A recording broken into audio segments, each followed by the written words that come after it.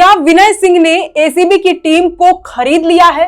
क्या एसीबी के अधिकारी विनय सिंह के पैसे और पहुंच के आगे नतमस्तक हो गए? अगर ऐसा नहीं है तो आखिर एसीबी की टीम ने विनय सिंह के विरुद्ध कार्रवाई में लापरवाही क्यों बरती? आखिर ऐसा क्या हुआ कि शराब घोटाले जैसे बड़े मामले में विनय सिंह गिरफ्तारी से बच निकले और बाद में आराम से जमानत भी पा गए?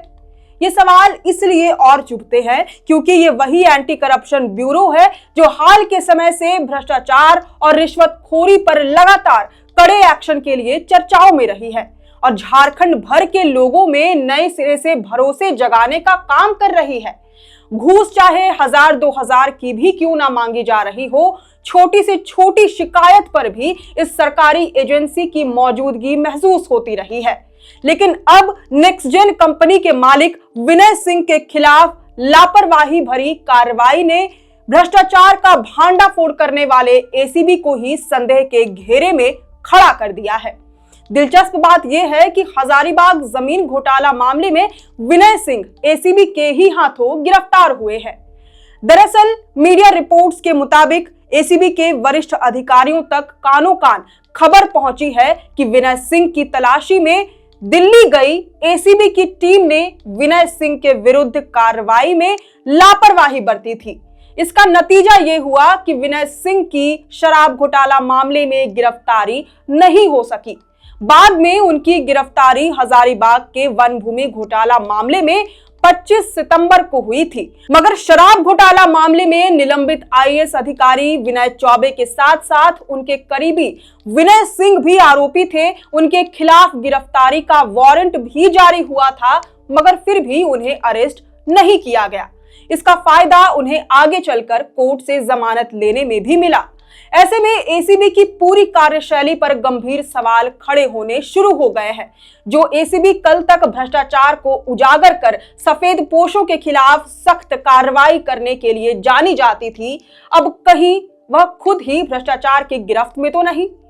हालांकि आपको यह भी बता दें कि यह लापरवाही एसीबी की एक टीम के द्वारा बरती गई जो विनय सिंह की तलाशी के लिए दिल्ली गई थी। इसके खिलाफ एसीबी के वरिष्ठ अधिकारी खुद सख्त हो चुके हैं।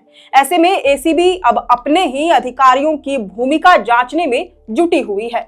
वहीं इस पूरे घटनाक्रम ने कारोबारी विनय सिंह के रसूख को लेकर भी सोचने पर मजबूर कर दिया है।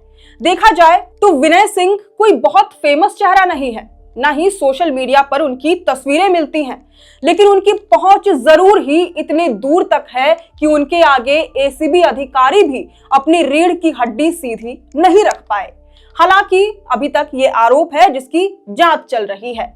विनय सिंह झारखंड के नौकरशाही जगत में गहरी पैठ रखने वाले निलंबित आईएएस अधिकारी विनय चौबे के बेहद करीबी माने जाते हैं। इतने करीबी कि जिस घोटाले में विनय चौबे आरोपी है, उसी घोटाले में विनय सिंह का भी नाम मुख्य आरोपियों में शामिल है, चाहे मामला शराब घोटाला का हो या फिर हजारीबाग वन भूमि घोटाला का।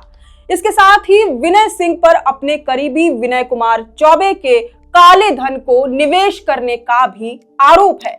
दोनों के बीच पारिवारिक रिश्ते भी मीडिया में हाईलाइट हो चुके हैं। ईडी की जांच में खुलासा हो चुका है कि विनय चौबे की पत्नी स्वप्ना संचिता ने विनय सिंह की कंपनी नेक्स्टजेन में बिना कागजी औपचारिकता के कंसल्टेंट के तौर पर काम किया और इसके एवज में विनय सिंह ने 6 साल के भीतर उनके खाते में लगभग 1 करोड़ 26 लाख रुपए का भुगतान किया था। और तो और इससे बड़ा इत्तेफाक क्या ही हो सकता है कि विनय चौबे और विनय सिंह दोनों का पहला नाम भी बिल्कुल सेम है। ऐसा लगता है मानो रब ने बना दी जोड़ी, मानो किस्मत ने दोनों का मिलना और मिलकर घोटाला करना ही लिखा था। इन सब के बीच एसीबी ने एक और बड़ा खुलासा किया है। यह खुलासा हजारीबाग में चल रही जमीन घोटाले की जांच से जुड़ा है और इसमें एक बार फिर विनय सिंह और विनय चौबे का बड़ा कनेक्शन सामने आया है।